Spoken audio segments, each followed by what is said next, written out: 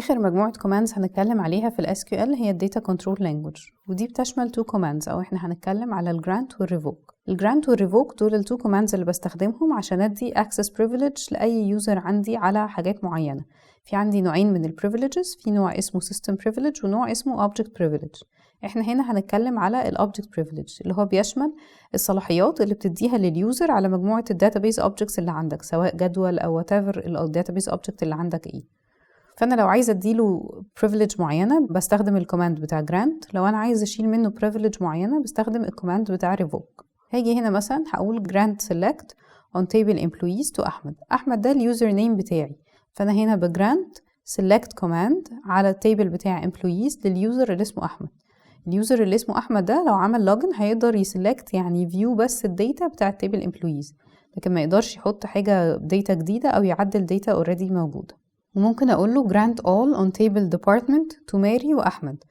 grant all يعني هديله كل ال DMLs اللي هي ال insert وال update وال delete وال select. فلما بقول grant all ببقى عايزة أدي أكتر من privilege على database object معين اللي هو التيبل بتاع department.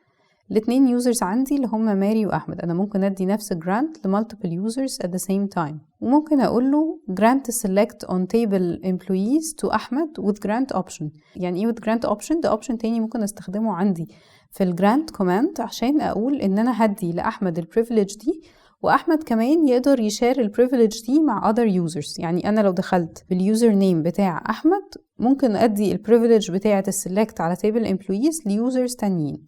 الفكرة كلها ان اللي بيقدر يدي grants مبدئيا هو ال object owner، يعني ال owner بتاع السكيما اللي هو ال creator بتاعها اللي هو غالبا ال DBA. انا هنا لو اديت with grant option كأني بقول ان اليوزر ده بقى معاه privilege كمان انه يقدر يشير ال privilege دي مع other users. طيب لو جيت على الكوماند بتاع revoke ده اللي بيشيل ال privilege من يوزر معين، فانا بقول له مثلا revoke update on table department from ماري، فكأني عايزة اشيل من اليوزر نيم اللي اسمه ماري الابديت كوماند على table الديبارتمنت.